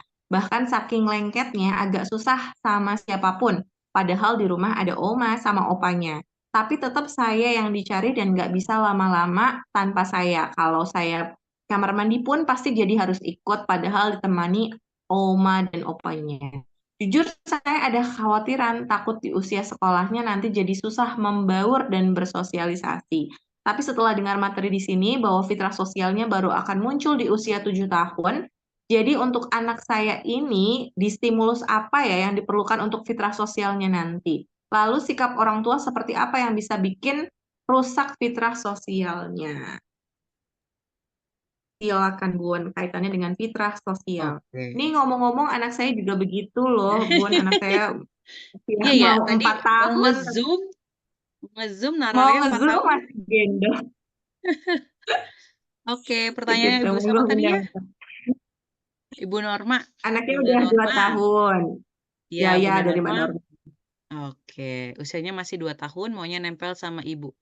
Yang pertama disyukurin, alhamdulillah anak-anak itu lekat dengan kita sebagai ibunya. Kebayang nggak sih anak 2 tahun tuh bisa apa? Mereka tuh nggak bisa apa-apa, makanya butuh bantuan ibunya terutama, ya.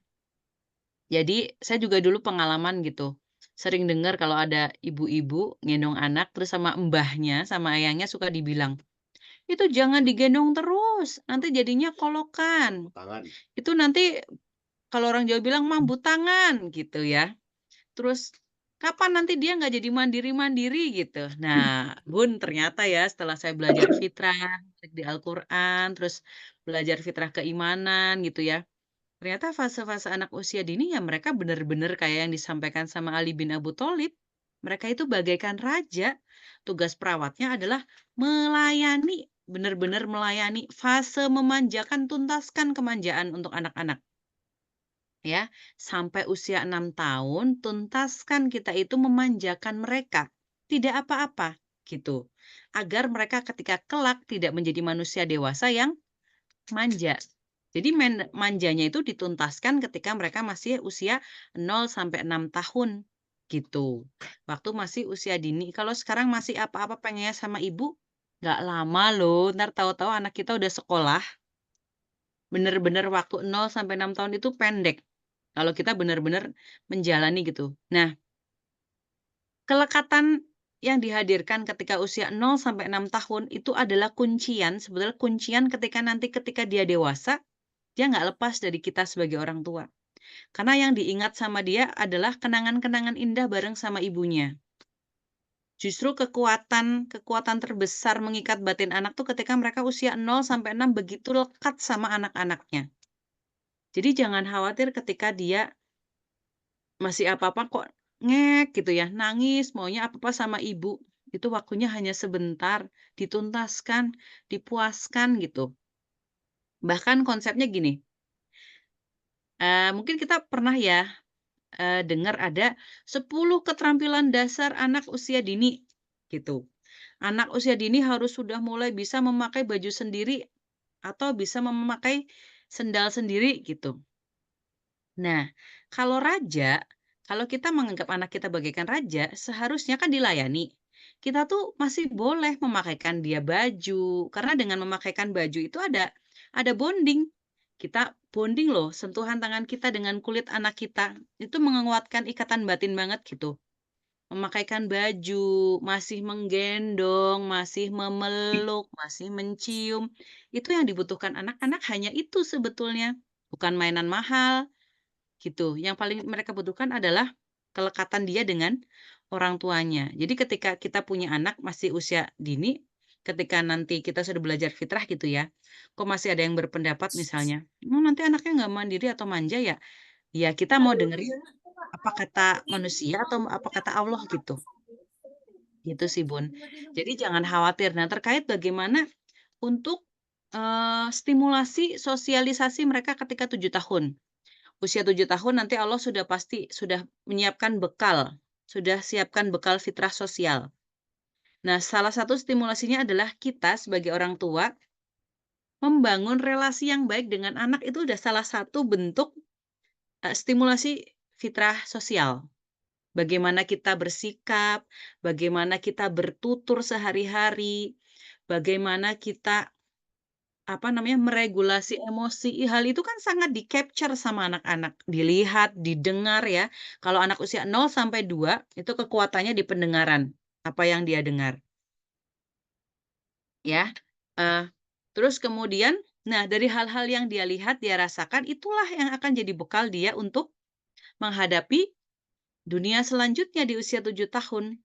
Jadi kuncinya adalah untuk siap bersosialisasi, tuntas diri dulu, tuntas individu dulu, nanti dia akan siap untuk bersosialisasi. Bagaimana anak biar nggak manja ketika dewasa, Bun? Manjakan, dipuaskan ketika dia masih usia dini. Gitu. Kuncinya itu, mau anak nggak manja, mau anak mandiri, maka dari 0 sampai 6 dipuaskan. Kita memanjakan mereka. Itu jadi sesuatu yang kayak, hah?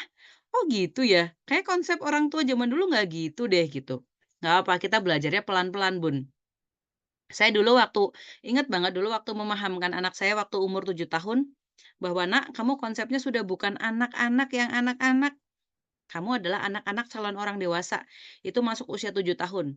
Pas saya lagi praktek sama ayahnya tuh, sering gini, "Ini anak paham nggak ya, Yah?" Gitu. "Ini mudeng nggak ya sebetulnya? Kita kegasikan nggak ya?" Gitu. Sampai ada yang bilang gini, temen, "Neta, kamu kayak terlalu dewasa deh ngajarin anakmu, terlalu cepet dewasa jadinya," gitu. Tapi setelah sekarang anak sudah masuk usia 13,5 tahun, oh, ternyata yang selama ini disampaikan, disondingkan, itu masuk gitu, masuk ke dalam dirinya gitu, jadi konsep gitu, konsep diri gitu. Jadi, pelan-pelan aja gitu. Sesuatu yang mungkin sekarang kita baru tahu dan mau praktekin tuh kayak emang kadang meragukan gitu. Tapi kalau kita nggak ngelakoni, kita nggak ngejalin, kita nggak akan tahu. Gitu ya, Bu. Jadi untuk Bu Norma, tetap semangat, bersyukurlah ketika anak-anak masih mencari-cari kita. Nanti ada wayahnya loh, mereka tuh udah bisa lepas dari kita, terus kita mencari-cari mereka gitu. Jadi nikmatin aja, Bun, gitu ya. Oke, siap. Berarti juga ini ya, jangan terlalu overthinking juga ya jadi ibu ya. Karena ini masanya masih masa fitrah individu, jadi tuntaskan dulu fitrah individunya, jadi nunggu nanti untuk fitrah sosialnya gitu di usia 7 tahun ke atas. Oke, kita lanjut lagi. Ada pertanyaan dari Bunda Mega.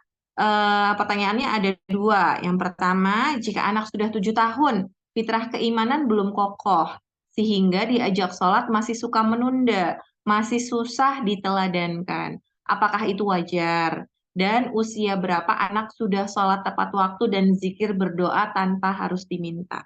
Kemudian yang kedua adalah bagaimana jika orang tua beda pendapat mengenai taklim? Ibu cenderung ingin belajar sama orang tua sendiri atau homeschooling, sementara ayah ingin outsource atau sekolah. Bagaimana cara menengahinya? Oke, terkait anak ya, ibadah tentang keimanan umur 7 tahun, belum apa tadi? Belum, sholatnya masih suka menunda. Oh, Apakah sholatnya itu masih suka wajar? menunda. Ya, kalau Terus kita tadi bedah, kemudian, ya, terus hmm, kemudian kapan tuh anak tuh sudah bisa sholat tepat waktu dan zikir berdoa tanpa diminta? oke. Dua dulu ya, Mbak Ade. Ya, Iya, anak anak udah 7 tahun tapi belum semangat beribadah gitu ya. Pertanyaannya adalah, waktu zaman sebelum 7 tahunnya, apakah anak-anak sudah mulai didisiplinkan ibadah, Bun? Pertanyaannya nah itu, ini ya Bunda ya. Mega mungkin bisa juga menjawab ya di kolom chat ya, boleh. Iya. Apakah pada saat sebelum usia 7 tahun, anak-anak sudah mulai didisiplinkan dengan yang namanya ibadah? Pertanyaannya itu. Sebetulnya sama dengan konsep kemanjaan tadi itu loh. Anak-anak anak-anak yang terlalu dini gitu ya, diajarkan ibadah, disyariatkan, ketika dia masuk fase yang harusnya dia serius, dia jadi pengennya main-main gitu, Bun. Konsepnya tuh gitu. Saat wayahnya dia main-main, seringkali orang tua membuat mereka jadi serius gitu. Kan 0 sampai 6 wayahnya main-main. Nah, ketika masuk usia yang serius, 7 tahun udah mulai dilatih ibadah, dia jadi main-main gitu. Jadi nggak tuntas, kurang tuntas waktu individunya, Nanti berefek ketika dia sudah mulai masuk fase seriusnya gitu, masuk fase sosialnya, masuk fase keimanannya gitu. Jadi pertanyaannya itu tadi ya yang pertama, apakah pada saat di bawah usia 7 tahun sudah mulai didisiplinkan ibadah? Terus usia 7 tahun kok masih belum bergairah? Nah, tugas kita, karena kan tadi saya bilang, disampaikan bahwa, eee, aturan sholat itu mulai usia 7 tahun sampai 10 tahun. Artinya ada fase latih selama 3 tahun.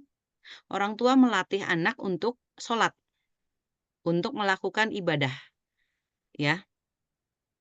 Nah, yang namanya latihan, anak-anak lagi latihan, apa iya langsung bisa? Misal kita latihan sepeda, kan kita ngalamin jatuh dulu toh, dipegangin dulu sama ibu, lama-lama dilepas pelan-pelan, jatuh gitu. Terus kita nangis, kita dipuk-puk dulu sama ibu, ditenangkan. Mungkin kadang ada anak yang, aku nggak mau latihan lagi, aku takut jatuh gitu. Tapi orang tua apa? Membesarkan hatinya, nggak apa-apa, nanti kita coba lagi ya kalau sudah siap, pelan-pelan ya. Nanti ibu dampingin lagi deh, ibu pegangin lagi dulu deh gitu. Sampai akhirnya dia bisa lepas, sepedaan sendiri setiap hari kemana-mana jauh gitu misalnya. Nah, pun dalam menemani anak-anak untuk bisa tumbuh sholat gitu ya. Ibadahnya biar lancar gitu. Biar bisa ibadah sendiri tanpa disuruh-suruh gitu. Nah, tuntaskan tuh usia 7 sampai 10 kita untuk menemani mereka, membersamai mereka. Kalau umur 7 sampai, apa namanya, 10 berarti kita ajak. Udah bisa nggak cukup diteladankan tapi juga diajak.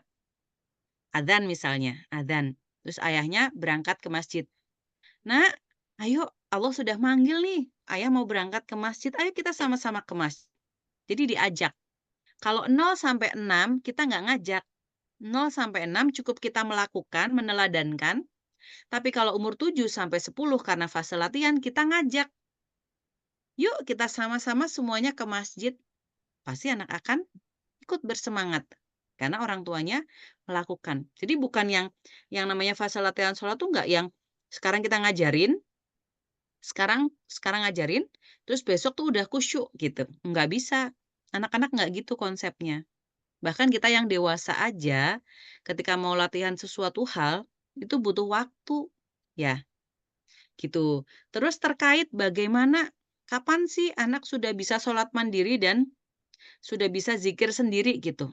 Ketika seorang anak seharusnya kan setelah fase latihan harusnya dia udah mulai didisiplinkan. Fase yang disiplin ya. Paling nggak 12 tahun harusnya dia sudah bisa sholat tepat waktu. Atau sholat tanpa terlewat gitu. 5 waktu tanpa lewat. Itu harusnya umur 12 tahun bisa. Asalkan dengan syarat usia 0 sampai 6 dia tuntas sesuai dengan fitrahnya, eee, mendapatkan teladan, terus tidak dipaksa, kemudian tidak didisiplinkan dengan segera, lalu fase 7 sampai 10 dia merasakan nikmatnya latihan sholat yang indah, yang tidak penuh paksaan, gitu ya, tapi penuh narasi, penuh ngobrol gitu. Insya Allah di umur 12, kalau anak-anak lagi-lagi Allah ikatkan batinnya dengan orang tuanya, Allah ikatkan batinnya dengan Allah, umur 12 dia sudah sholat tanpa harus diperintah. Emang iya Bun? Iya, saya praktek. Anak saya insya Allah sekarang usianya udah 13,5 tahun, insya Allah tidak pernah meninggalkan sholat gitu ya. Insya Allah ketika azan dia juga bersegera, itu prosesnya juga nggak ujuk-ujuk. Prosesnya juga kita sambil beradu argumen gitu ya. Ya drama-drama tetap ada. Itu bagian dari perjalanan kita membersamai anak-anak kan nggak selalu mulus gitu ya, gitu. Itu contoh di kasus sholat misal. Terus misal lagi ada ya kasus lainnya misal seputar jilbab, gitu. Saya punya murid-murid yang pada sekolah di paket A sini tuh kadang berkerudung, kadang enggak, ya. Itu saya pahamkan dari mereka mulai belajar saya pahamkan teman-teman itu sedang berada di fase usia berapa? "Oh aku usianya 7 Bun." "Oh aku usianya 9." Oke. Terus saya pahamkan tentang konsep akil dan baligh. "Teman-teman sudah baligh atau belum?" Belum, kan baru 7 belum balik, 9 belum balik gitu. Makanya saya izinkan ketika di sekolah misal mereka merasa sumuk, "Boleh nggak sih aku buka jilbab?" Boleh, karena mereka belum balik. Tapi nanti kalau sudah balik, teman-teman konsekuensi itu harus teman-teman itu kewajiban yang harus digunakan. Tapi hak mereka ketika mereka memang belum saatnya diberi apa namanya,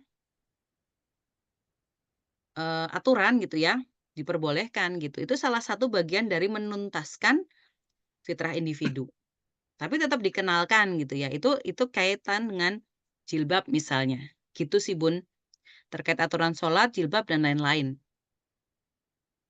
Jadi jangan Oke, tergesa-gesa. berikutnya ya.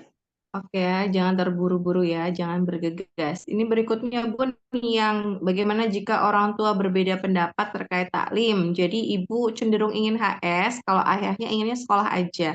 Bagaimana cara untuk menengahinya? Begitu. Bagaimana Mbak Ade? Mbak Ade dulu beda pendapat nggak sama Mas Afid? Kalau di keluarga kami sebenarnya memang sudah ada gambaran untuk homeschooling. Jadi sama-sama gelisah ya dengan proses pendidikan yang ada di sekolah. Lalu kemudian waktu itu tetap waktu di awal menyekolahkan anak. Jadi kami tetap menyekolahkan anak di waktu itu berarti TKA. Lalu Sekolah sama saya kemudian ya. pada saat naik ke TKB, iya sama Bunda Meta waktu itu masih jadi pendidik ya, masih jadi guru di sekolah anak saya. Nah, terus kemudian di usia TKB ya, TKB anak saya bilang, bagaimana kalau misalnya aku sekolahnya sama ibu aja, sama ibu sama bapak di rumah gitu ya, kan bisa seperti waktu itu berarti kan anaknya Bunda Meta sudah homeschooling ya. Nah, jadi waktu itu seperti anaknya Bunda Meta sudah homeschooling, kalau aku bisa juga nggak? Akhirnya itulah yang kemudian memantik. Jadi memang perlu ada proses diskusi. Menengahinya itu adalah kita antar suami dan istri itu adalah saling berkomunikasi, saling melihat visi ke depan, visi misi keluarganya seperti apa, value dalam keluarga bagaimana, dan ketika saling mengkomunikasikan nanti akan ketemu titik temunya gitu. Dan sebenarnya tidak selalu homeschooling yang terbaik loh, gitu juga. Jadi disesuaikan dengan kondisi anak, kondisi keluarga begitu. Begitu Bun kalau dari aku. Iya, iya aku juga, jadi kalau saya dulu sama Ayah Holi kan kakak LK itu nggak langsung homeschooling, jadi berangkatnya juga dari sekolah dulu. Jadi sempat sekolah sampai kelas 2 SD, kemudian tiba-tiba minta homeschooling gitu pas mau kenaikan kelas 3. Itu prosesnya juga nggak saya langsung terima, waktu itu tuh saya guru gitu ya, dulu guru di sekolah alam gitu. Saya mikirnya, "Masa anakku nggak sekolah?" Gitu. Karena memang waktu itu saya awam banget sama homeschooling. Terus kemudian Ayaholic saat itu memang niatannya adalah mau fokus di pendidikan anak, beliau juga berpikir gitu, terus kita ngobrol, kita komunikasi sih kuncinya. Terus kemudian saat itu saya memutuskan sama LK itu bertiga, "Yuk Nak," karena sudah menganggap dia calon orang dewasa ya, waktu itu umur 8 mau 9. Kita belajar sama-sama ya 6 bulan. Kita belajar bareng tentang apa itu homeschooling, tentang bagaimana proses belajar homeschooling. Jadi prosesnya panjang. Saya ikut workshop bareng sama ayahnya, terus kemudian datang ke komunitas-komunitas homeschooling waktu itu tinggal masih di Jogja. Terus kemudian belajar sampai akhirnya ketemu Fitra Based Education gitu. Jadi bersyukur banget ketika udah ketemu Fitra Based Education, kami fokus melakukan homeschooling. Nah, sebetulnya sebagai orang tua itu yang paling wajib adalah home edu. Home education itu wajib. Semua orang harus melakukan home education adalah tarbiyah dan takdib tadi, gitu. Nah, pilihan schooling, unschooling, atau homeschooling itu pilihan kembali kepada masing-masing orang tua. Kuncinya apa? Ya komunikasi gitu. Karena benar, yang namanya schooling tidak selalu buruk, yang namanya homeschooling juga tidak selalu baik gitu ya. Artinya memang semua punya kelebihan dan kekurangan. Ketika ada orang misal minta saran, "Bun, aku mau homeschoolingin anak apa ya?" Biasanya saya nggak akan menyarankan untuk, "Oh ya homeschooling aja." Enggak. Karena memang untuk menjalankan homeschooling itu nggak mudah, gitu. Yang butuh adalah konsistensi dan akan berat kalau kita melakukan homeschooling itu hanya sendirian, misalnya ibunya aja. Makanya butuh komunikasi. Sebetulnya kuncinya mungkin saling mendengarkan dulu gitu. Kenapa ayah kok maunya sekolah, ibu maunya homeschooling? Mungkin bergantian saling mendengar. Kemudian bergantian saling survei misalnya. Kalau sekolah emang mau sekolah yang kayak apa sih ya? Survei dulu. Terus kalau mau homeschooling emang ibu mau ngelakuin yang kayak apa? Ceritakan kepada ayah. Kalau bisa saling ikut kelas bareng, ikut kelas misalnya kelas workshop apa, ikutin, belajar bareng, saling sharing gitu. Karena prosesnya kan panjang gitu loh. Gitu, Bun. Jadi kami pun yang sedang menjalankan homeschooling juga belum tentu ini yang terbaik gitu. Yang terbaik adalah bagaimana orang tua itu selalu hadir membersamai anak-anak hingga dia tuntas akil balik. Siap mengantarkan mereka menjadi manusia dewasa. Gitu sih, wallahu a'lam, Mbak Ade. Oke, siap. Nah, ternyata kita sudah sampai di jam 9 lebih 10, Bun, tapi masih ada 3 pertanyaan. Bagaimana? Mau dijawab singkat-singkat saja kali ya? Iya, boleh. Oke, singkat-singkat saja ya. Nah, ini dari Bunda Dini. Beliau adalah praktisi talent mapping, tertarik dengan fitrah bakat, maka sebagai seorang praktisi talent mapping yang memiliki misi membantu anak Indonesia mengenali bakat sejak dini, kira-kira apa yang perlu saya lakukan agar bisa memberikan ide-ide proyek kepada orang tua untuk memfasilitasi anak dengan ragam aktivitas? Wow, misinya luar Eh, biasa nih, Bun. Luar biasa ya misinya, Masya Allah. Semoga Allah mudahkan ya, Bunda Dini, untuk membumikan fitrah bakat gitu ya melalui talent mapping, insya Allah gitu. Kuncinya adalah dengan melakukan untuk keluarga sendiri dulu, Bun. Kalau saya dulu ya, saya sampai hari ini juga saya, mungkin Mbak Ade juga sama. Kami punya misi hidup masing-masing gitu. Misi keluarga saya ada di bidang pendidikan petualangan. Kalau misi keluarganya Mbak Ade itu di bidang literasi. Sehingga aktivitasnya sehari-hari tidak pernah jauh-jauh dari aktivitas itu gitu. Pun ketika Ibunda Dini misal, aku misinya adalah di membumikan ini deh, talent mapping gitu. Jadi membagikan informasi, berdakwah tentang bakat gitu. Jadi mulai dari apa dulu? Lakukan untuk keluarga sendiri dulu. Jadi landasan ayatnya ada di surat At-Tahrim gitu ya. Ku anfusakum wa ahlikum naro gitu. Jauhkanlah dirimu dari api neraka. Dirimu baru keluargamu itu urutan yang nggak bisa lompat-lompat. Ketika kita akan mau mengurusi hal yang besar, pastikan kita tuntas diri dulu, tuntas bareng pasangan, tuntas keluarga, baru kita bisa ngurusin hal yang lebih besar. Itu berlaku untuk segala hal. Kayak fitrah tadi itu loh. Fitrah individu dulu baru sosial. Karena kalau fitrah individunya tuntas, dia akan beres ngurusin hal sosial. Gitu. Pun terkait dengan misi hidup. Kalau misal Bu Dini, aku gimana ya cara sharing programnya? Lakukan dulu apa yang dilakuin sama Bu Dini dan keluarga. Nah, itu insya Allah akan menginspirasi sehingga membuat orang lain akan mencari-cari Bu Dini gitu. Pun bisa mulai hal sederhana. Ketika Bu Dini udah ngelakuin sama keluarga, sharing di sosmed biar orang tahu atau diceritakan di WhatsApp story gitu. Kan nggak apa-apa. Itu kan bagian dari dakwah, biar orang tuh tahu. Jadi, kalau misi hidup tuh intinya adalah kita melakukan hal yang memang itu bidang kita dan itu kita lakukan terus-menerus.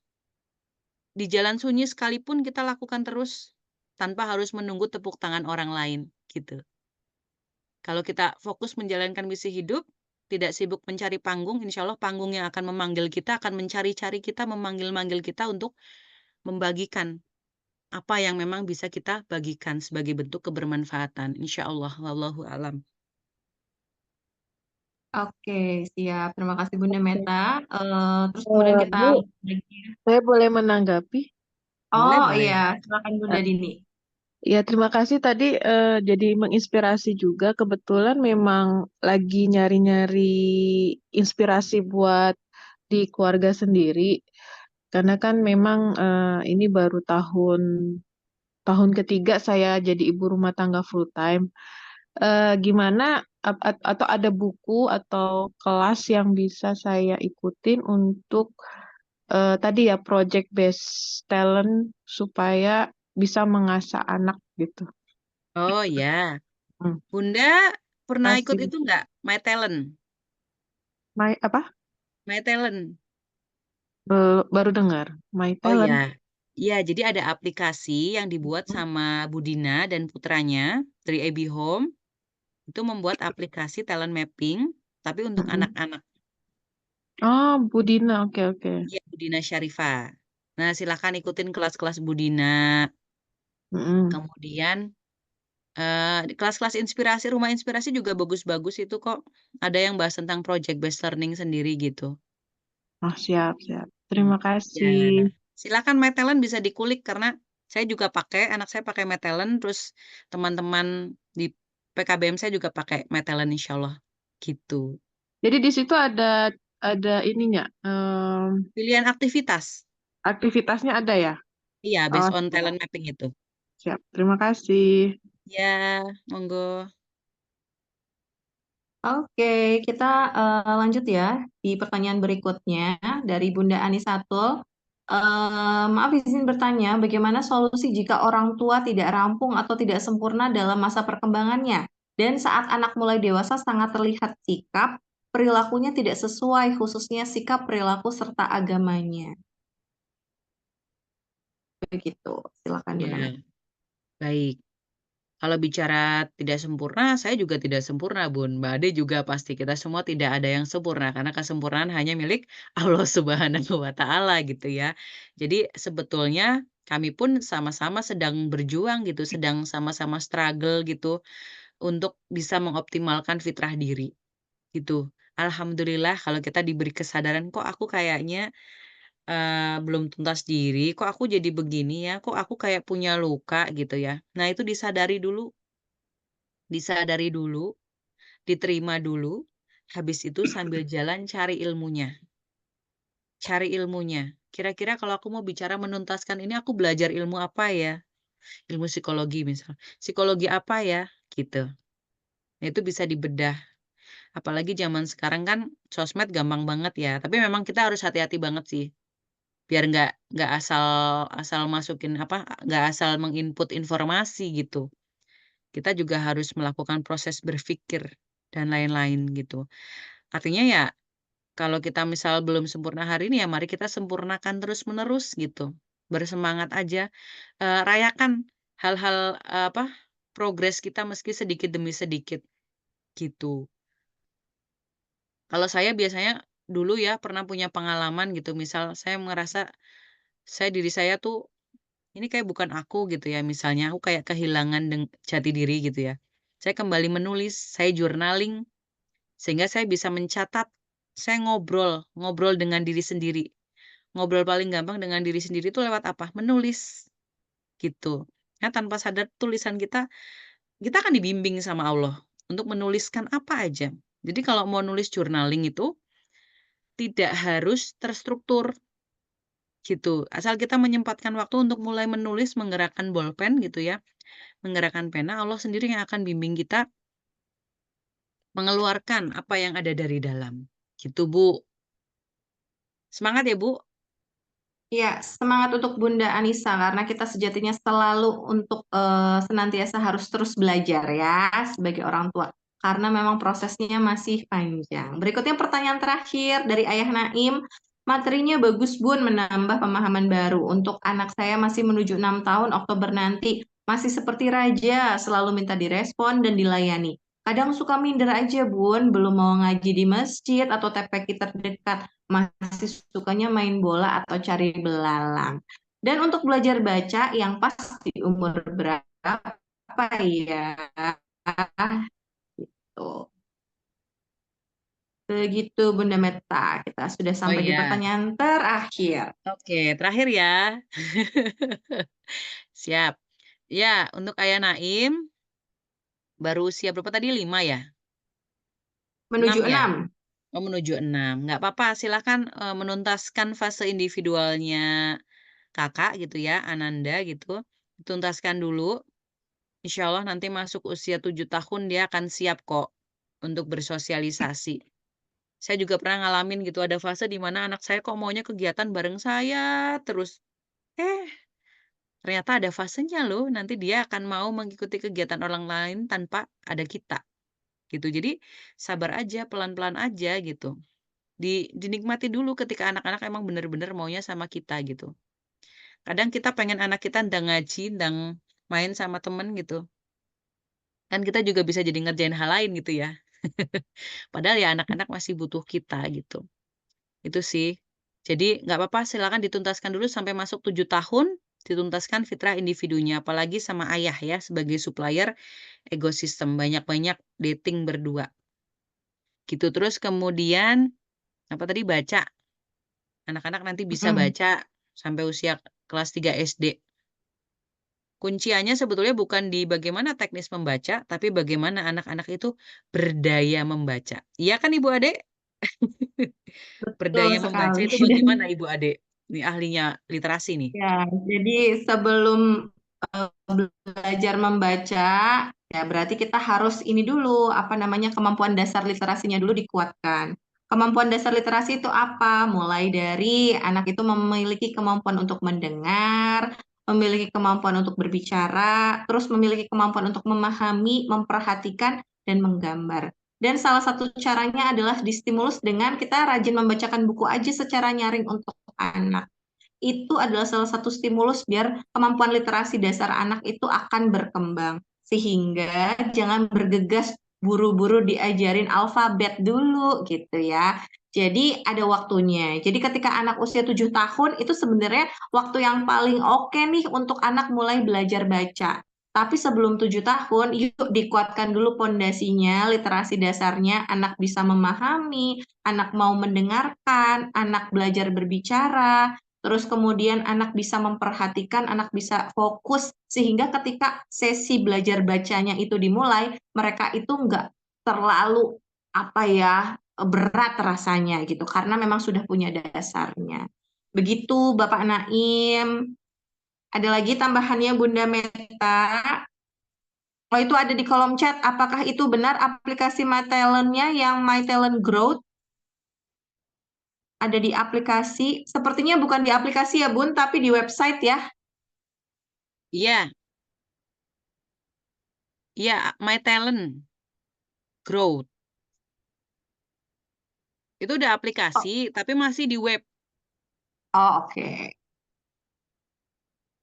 Oke, Cari jadi aja nanti bisa. Facebooknya Budina Syarifa, Diena Syarifa, atau di Instagramnya AB Home. Oh ya, oke. Nanti bisa dikapoin lebih lanjut ya di Instagram beliau. Nah, kita sampai di penghujung acara. Terima kasih untuk ayah bunda yang sudah bergabung dari awal sampai akhir. Sebelum kita closing nih, ada closing statement dulu nggak dari Bunda Meta sebagai penutup perbincangan kita malam hari ini? Ya, closing statement-nya adalah eh, pelan-pelan aja ayah bunda untuk memahami fitrah. Nggak usah buru-buru diendapkan. Kalau saya biasanya tidur dulu, insya Allah besok Allah kasih paham gitu ya. Pelan-pelan dalam memahami fitrah, sambil terus memohonkan kepada Allah pertolongan gitu. Karena satu-satunya yang memampukan kita hanya Allah, jadi jangan lupa untuk terus meminta pertolongan kepada Allah agar kita selalu dibantu dalam segala urusan kehidupan. Jadi kembalinya selalu pada fitrah keimanan bahwa kita itu selalu butuh Allah. Itu aja sih Mbak Ade. Oke, baik. Terima kasih Bunda Meta. Terima kasih untuk ayah bunda yang sudah bergabung dari awal sampai akhir. Alhamdulillah sesi belajar kita kali ini sudah selesai. Semoga Allah mudahkan bagi kita semua untuk senantiasa belajar, bertumbuh, dan semoga ayah bunda semua diberikan senantiasa kesabaran ya dalam menjalani proses perjalanan kita sebagai orang tua yang insya Allah masih panjang. Nah, untuk ayah bunda yang tertarik untuk mendapatkan jurnal tumbuh kembang anak bisa memesan melalui kontak person di mana ayah bunda mendaftar webinar ini. Nanti ayah bunda jika memiliki jurnal tumbuh kembang anak, selain mendapatkan versi fisik, itu juga akan mendapatkan versi e-book. Jadi di bagian akhir bukunya bisa di-download dan bisa digandakan sendiri untuk kebutuhan sendiri ya. Jadi kalau misalnya punya anak 4, bisa kemudian semuanya tuh punya jurnal tumbuh kembangnya masing-masing. Begitu, terima kasih untuk Bunda Meta. Semoga sehat-sehat selalu. Terus kemudian semoga ayah bunda di sini juga senantiasa diberikan kesehatan. Sampai jumpa lagi di lain kesempatan. Semoga kita berjumpa lagi dan teman-teman boleh silakan untuk follow ya IG dari @raya-kreativa. Raya Kreativa adalah penerbit buku anak dan juga buku-buku yang ada juga buku-buku dewasa seperti Fitrah Tumbuh Kembang Anak. Ini ya, saya share di kolom komentar @raya-kreativa. Silakan teman-teman bisa follow dan mengikuti beragam informasi karena kami sering menggelar juga webinar-webinar yang disesuaikan dengan kebutuhan orang tua. Oke, sekian. Mohon maaf apabila ada hal-hal yang kurang berkenan selama sesi webinar kali ini. Terima kasih untuk semuanya. Insya Allah nanti rekamannya akan kita share dan akan kita kasih linknya supaya ayah bunda bisa belajar lagi. Kira-kira ada hal-hal yang misalnya nanti mau ditanyakan, boleh juga nanti DM aja di Instagramnya Raya Kreativa. Oke, terima kasih. Wassalamualaikum warahmatullahi wabarakatuh. Izin saya off.